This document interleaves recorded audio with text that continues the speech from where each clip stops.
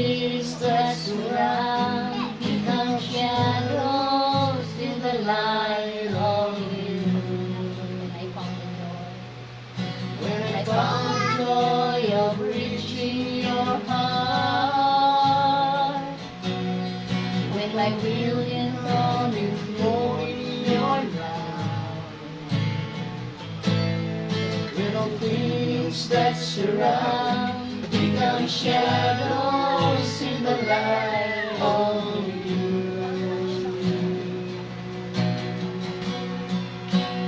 I worship you.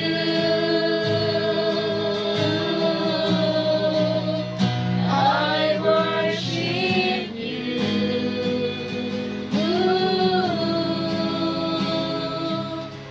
The reason I live is to worship you, my Lord. I worship you.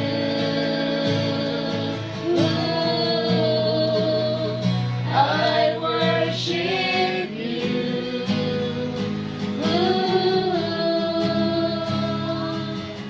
The reason I live is to worship you.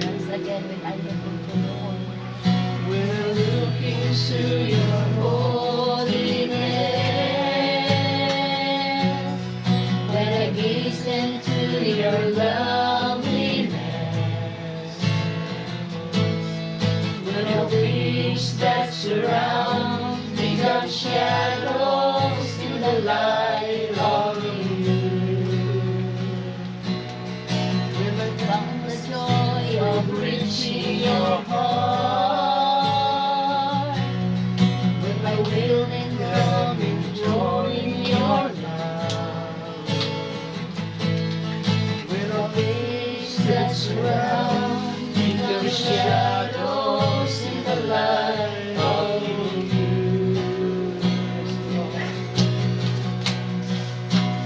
I worship you.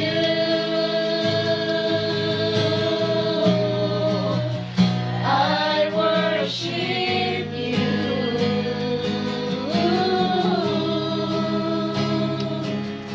The reason I live is to worship you, my Lord.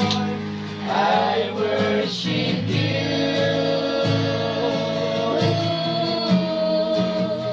I worship you.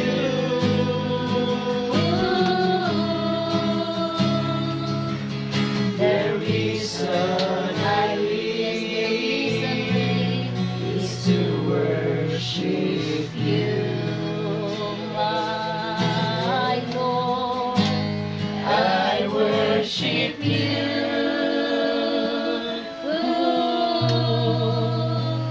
I worship you.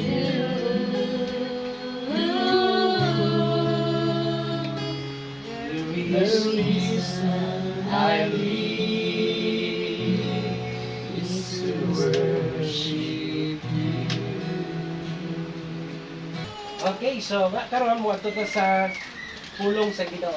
Siguro na hinumduman ninyo, siguro kanang will nun sa inyo ng pagsimba sa espiritu o kamatuoran. Will nun kayo sa tao, simbaha ang Dios sa espiritu o kamatuoran. Sa ka na ma-misinterpret nato, sa akala na to nagasimba gyud ta sa Ginoo, pero naa di ay mga pupwede na maging dahilan nga wala gyud nato siya tinuray simbahan.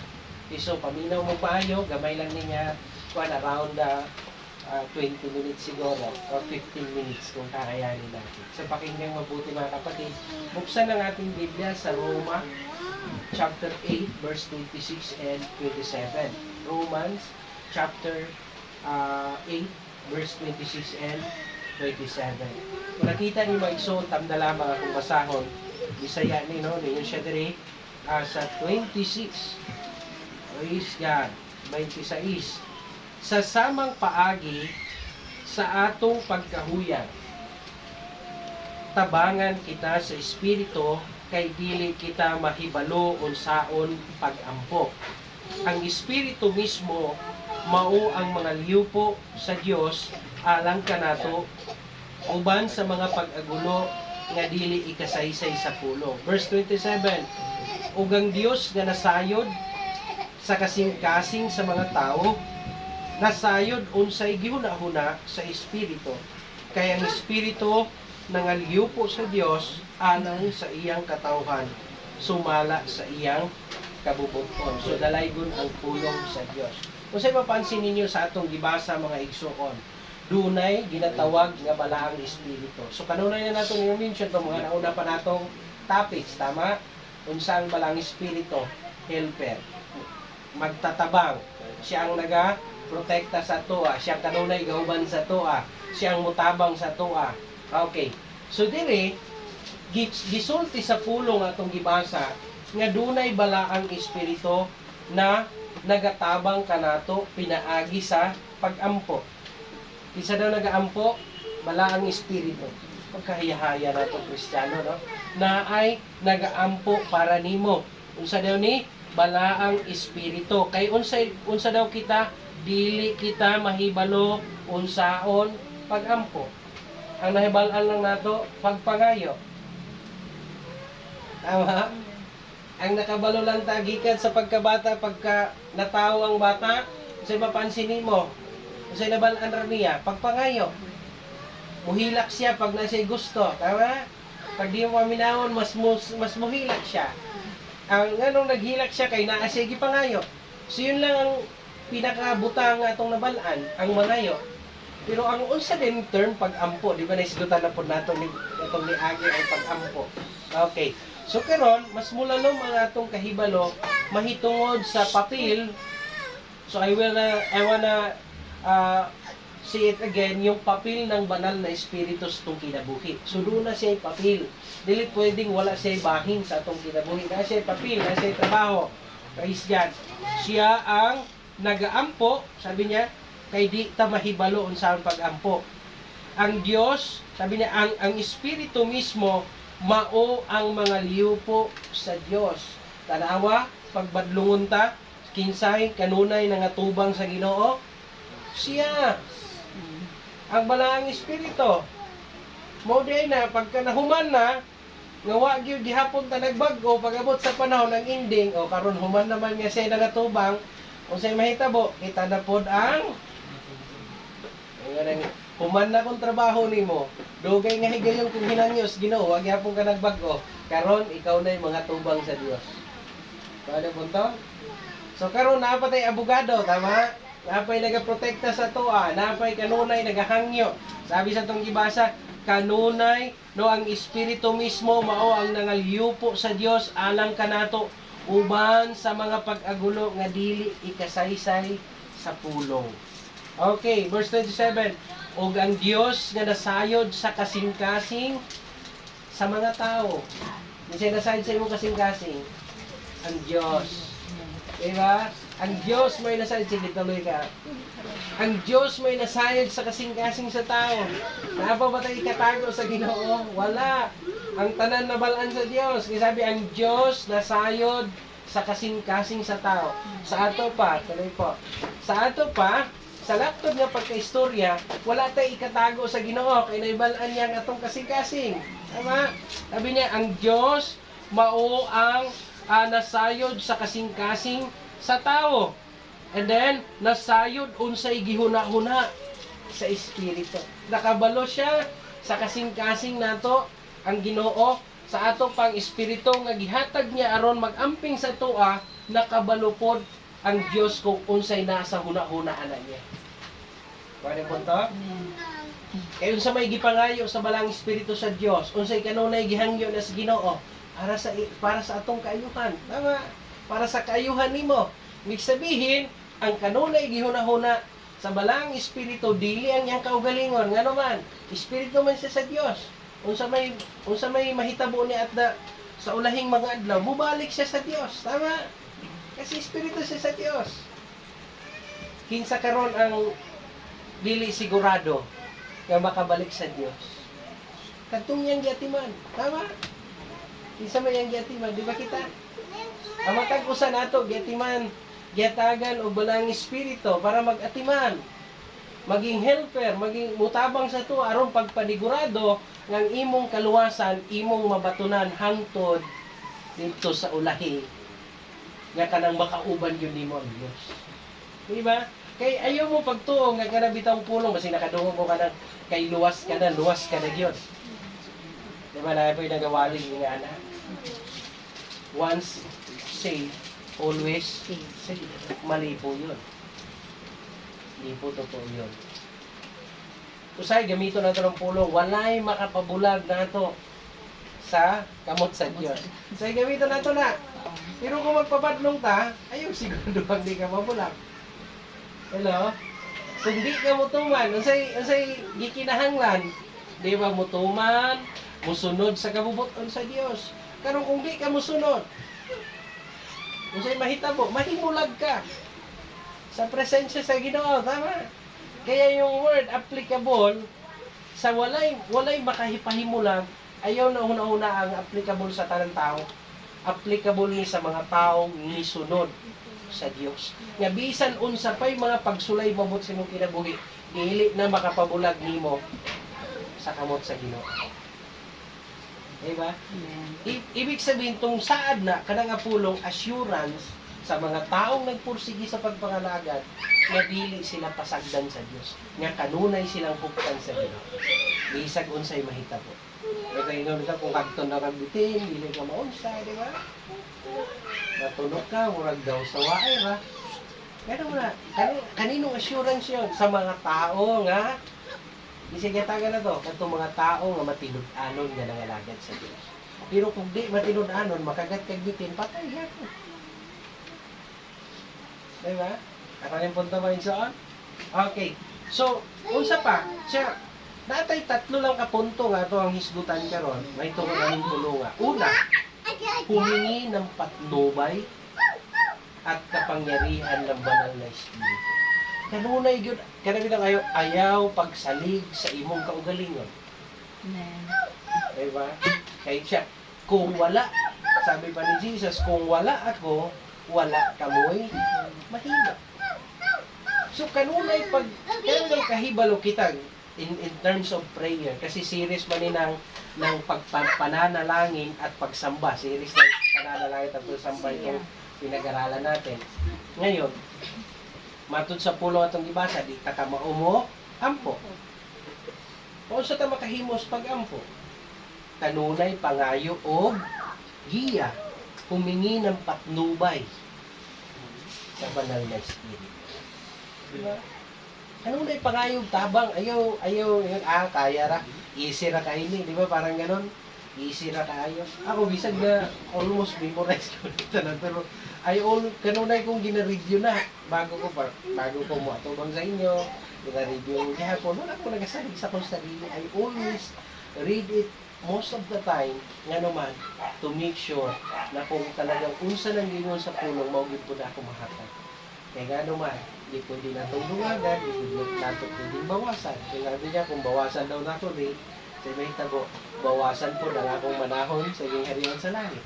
Kung dungagan ako, sa may tabo, dungagan po ang kalisdanan niya akong tawaton. So wala ko, padulungan lain, kung dili talagang siguraduhon nga insakto ang maipasa nga pulong sa iyo.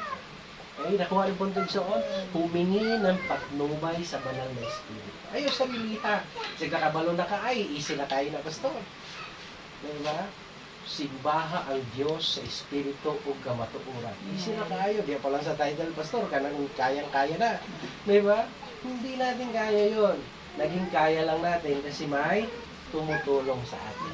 Ang punto mga kapatid, anong pangalawa? Lumapit sa Diyos na may sinseridad. Yun ang number 2.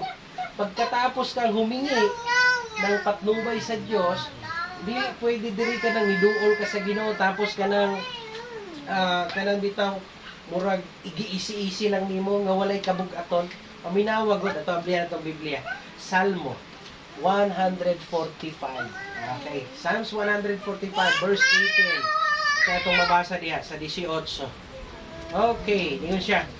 Ang Ginoo andam nga motubag sa tanan nga musangpit kaniya kun matinud-anon ang ilang pagtawag kaniya. O sa word babasa niya. Psalms 148 verse 18. Okay. Kung matinud-anon ang ilang pagtawag kaniya. Naay word na matinud-anon. Kung kano sa na maminaw ang Dios, kano sa paminawon, kano sa tubagon sa Ginoo, kung matinud-anon. Kaya pag lumapit kayo sa Diyos, make sure na sincero kayo. Tama, yung paglapit sa Diyos ba? Yan na bitaw, wala bitaw, bawal sa Ginoo ang kanang easy ka lang, murang, ang tawag dito? Kanang dili ka sincero nga niduol sa Diyos. Hindi mo nakita, 145. 145. Verse 18. Kita na? Please. Basahin nyo nga ulit. Sige na, asahan. Ang Ginoo andam nga mutabang sa tanan nga musangkit kaniya kung matinud-anon ang ilang pagtawag kaniya. Sino i-address tanan? Ita. Bisa, wala na gingon kung buutan ka, pagbutawag ka sa Ginoo, paminahon ka sa Diyos. Ang gingon, andam, pakiulit yung unang part, Pastora. Ang Ginoo andam nga mutabang sa tanan nga Sa tanan. musangkit kaniya. Yun. Sa tanan, basta musampit kang ka, wala di gingon kung buutan, basta musampit, paminahon. Pag dili buutan, musampit, dili paminahon, wala gingon. Andam siya sa pagpaminaw sa tanan nga musampit.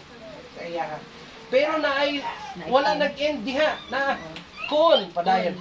Kung matinud-anon ang ilang pagtawag Yun, di ba? Wala mahuman dito nga kung musampit ka lang. Ay, nakasampit ko, salamat Ginoo. Dili, naay requirement pag musampit ka sa Ginoo.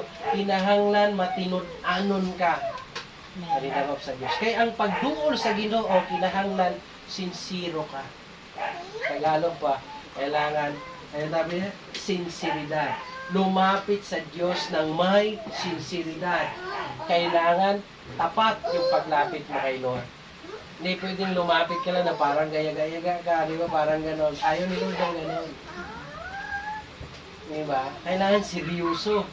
Pag lumapit ka kay Lord, di naman yung kuan, dili ka panalipod, di ka makatago sa Ginoo, kay nabalaan niya atong kasing-kasing.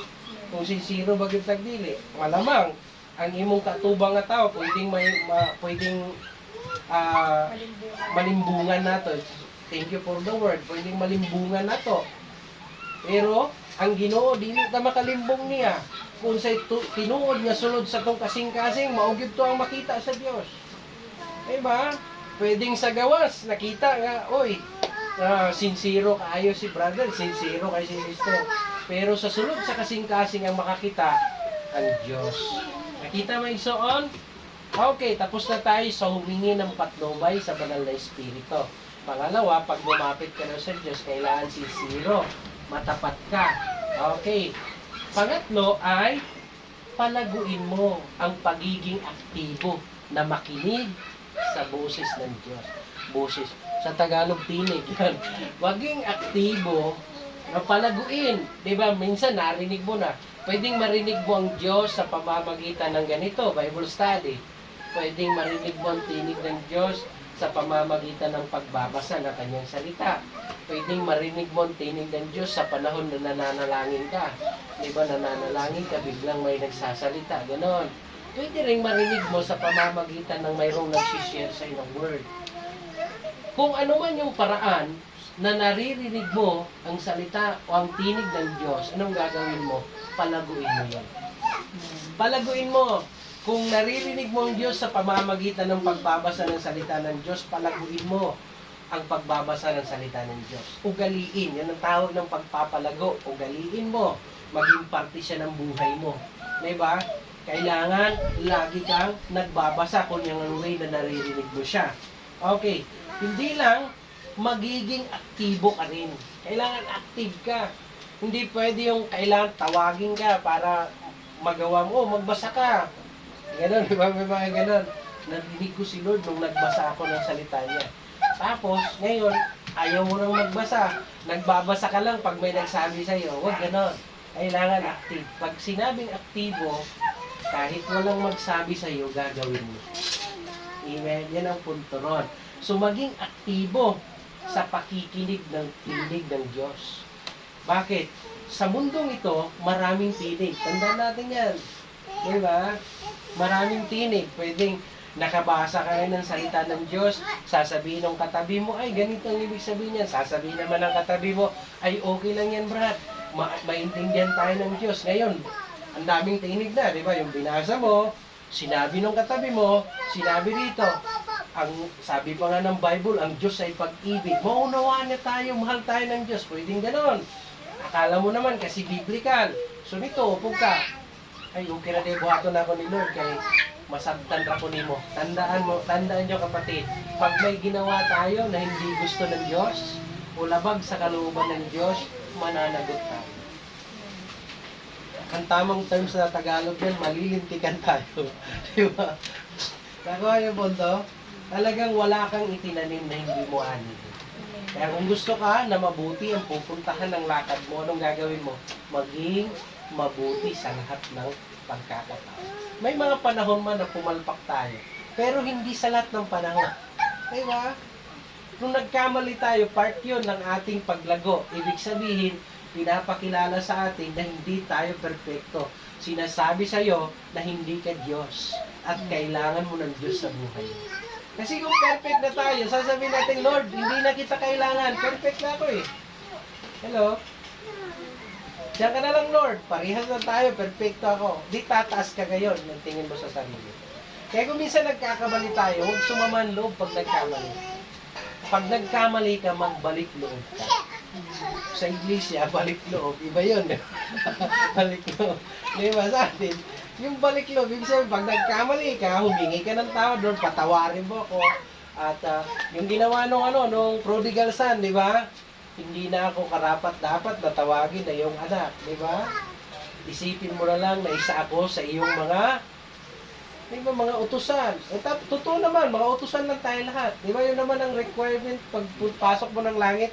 Welcome, my good and faithful servant. Wala namang sinabi na, welcome. Buutan ako ng anak. Wala namang gingan sa Biblia ng anak. Di ba? Welcome, my good and faithful servant. Di bali na kung anak ang tingin sa atin o utusan. Anong mahalaga? Basta welcome ka sa langit. Paano po ito mga kapatid? Kaya, ano yung pangatlo nga?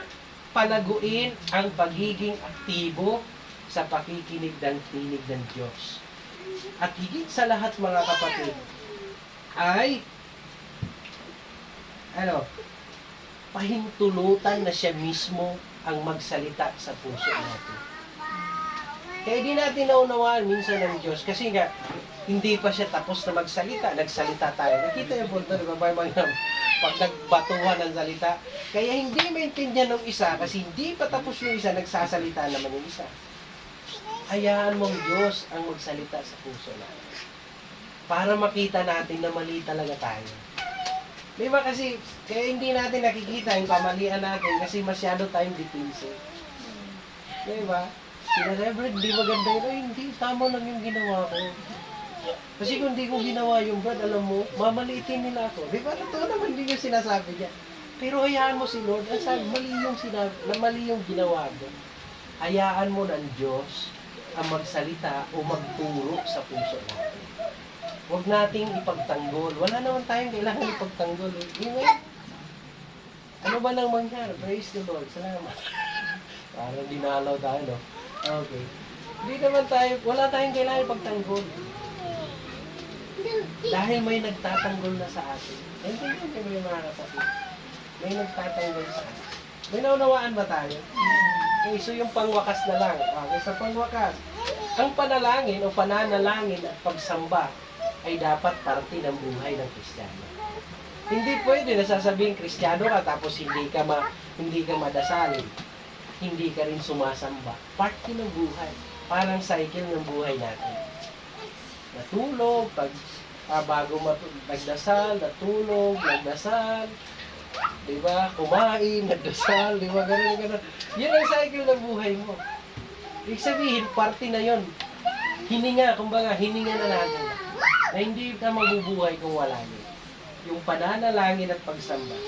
So, hindi lang dapat ito yung panglabas.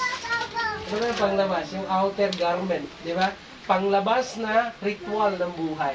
Na para lang makita ni Sister, wow, napaka-ano nito, tawag dito, napaka-banal, di ba? Natitingnan tayo sa labas, napaka-banal. Di baling tingnan akong napaka-suplado, pero saan po? Sa loob, at least totoong tao ka. Di ba? Eh, isa naman ito, napaka-banal, pero mamaya, makikita mong totoong kulay. Di ba? Parang gano'n. Gulatin mo, di ba lalabas yung totoong kulay? Di baling suplado kang tingnan, basta sa loob totoo ka sa Diyos. Di ba? Kasi hindi mahalaga yung outer. Hindi mahalaga yung panglabas. Ano ang mahalaga?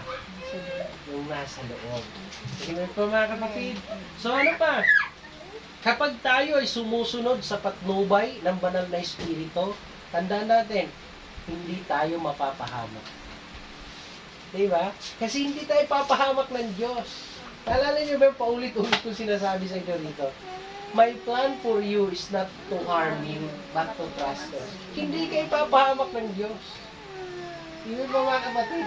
Kaya yung palagiang pagsunod sa kalooban ng Diyos, hindi ka mapapahamak. Sa tingin mo lang, parang argabyado ako, no? Parang yamado ang kalaban. Pero pagka along the way, tinutuloy-tuloy mo yun, makikita mo, uy, may favor pala. Diba?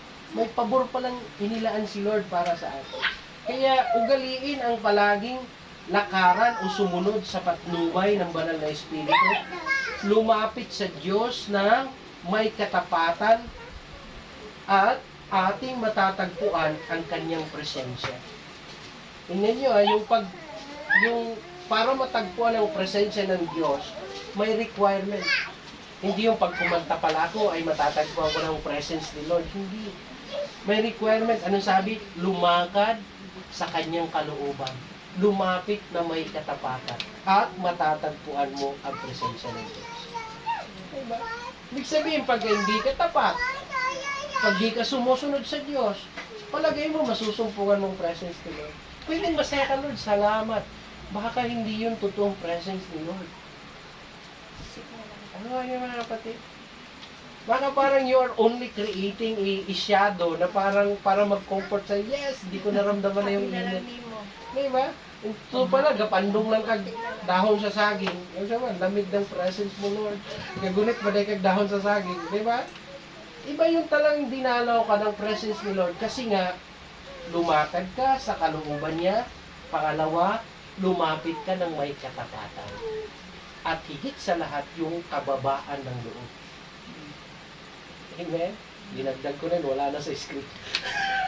Praise God. Yung may kababaan ng loob, mapagkumbaba. At masusumpungan mo ang presensya ng Diyos. May naunawaan ba tayo mga kapatid?